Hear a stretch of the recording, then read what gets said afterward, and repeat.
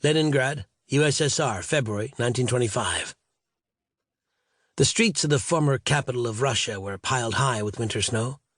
Grandmothers, organized by some obscure arm of the Soviet bureaucracy, were diligently plying shovels and brooms to clear the streets and sidewalks.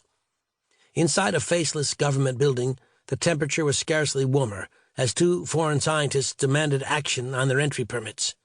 The frustrated clerk was about to deny their requests for the 10th time when he spotted his superior approaching. Gratefully, he yielded to the impressive figure. "Who are you, and why do you wish to visit Tsarevich Island?" the latter demanded. Neither of the scientists quailed as expected. "Good day, sir. I am," began one. The mountainous official interrupted. "Do not say, sir. People's Revolution has abolished titles of knighthood. I am Comrade Commissar P.I. Vysklovsky." Both scientists stared at the truculent figure for a moment. The speaker resumed. "Very well, Comrade Commissar Vysklovsky. This gentleman is Dr. Friedrich von Titan of the International Astronomical Society, and I am Dr. Gordon Warrington of the London Zoological Institute. We have passports for Pellucidar via the Romanov Island Scientific. Do not say Pellucidar. It is now Novi Mir, New World in English, and Romanov Island is now Zarovich Island, in honor of 19th century revolutionary explorer Vera Zarovich." As the scientists digested this revisionism, the glacial Vysklovsky turned to the one who had not yet spoken. "Why does German astronomer wish to visit inside world lacking in stars and planets?" The second scientist cleared his throat. "I am Lithuanian, actually, not German. As an astronomer, I wish to study the pendant moon that orbits Pellucidar above the land of Thoria. My colleague wishes to study the Cenozoic and Mesozoic fauna of the inner world. We both have the necessary passports, special permits, and letters of introduction from our home institutions and various distinguished authorities such as Viscount Greystoke, Colonel Fawcett, Mr. Bowen Tyler, Jr., Mr. Burroughs—" "Stop!" barked Vysklovsky, his face mottled in rage. "Do you mean Mr. E.R. Burroughs of Richmond, Virginia, USA?" Von Titan was a scientist, but he had fought in the War of 1914-18, a war that the Soviets had lost before the Western Allies rescued them. "Yes, Commissar, that Edgar Rice Burroughs, a generous patron of the Society and an honorary Russian citizen, if I recall correctly. He saved the Tsar's life." "Silence!"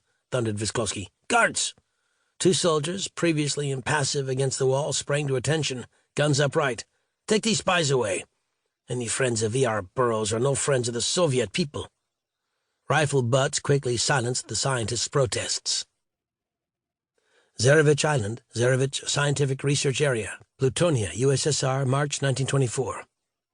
Company Commander Wrangel found his leader, Regiment Commander Kandinsky, and the latter's staff officers seated in a small office in one of the research area's laboratories.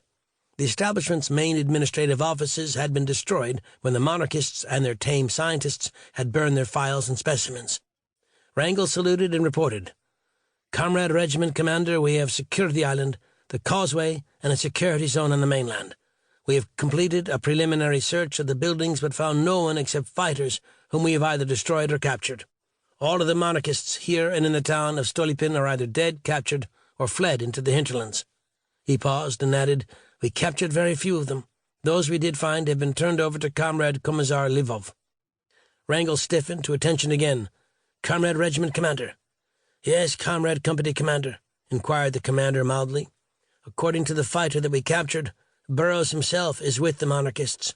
He was part of the rear guard and led the last fighters into the interior, just ahead of our capture of the island and the town." All of the seated Soviets leaped to their feet, cursing like pirates. The office air blued with profanity. Kandinsky recovered himself first and sat down heavily. The others imitated his example.